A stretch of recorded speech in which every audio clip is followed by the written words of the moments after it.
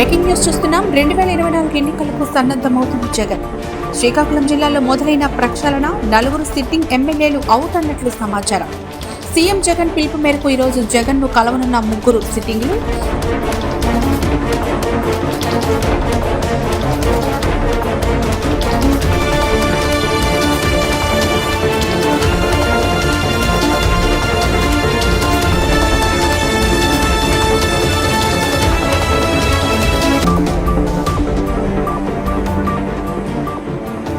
సీఎంను కలిసే వారిలో ఆమదలవలస నుంచి స్పీకర్ తమ్మినేని, హెచ్ఎల్ నియోజకవర్గం నుంచి గొర్లి కిరణ్, పాతపట్నం నుంచి రెడ్డి శాంతి ఉన్నట్లు తెలుస్తోంది.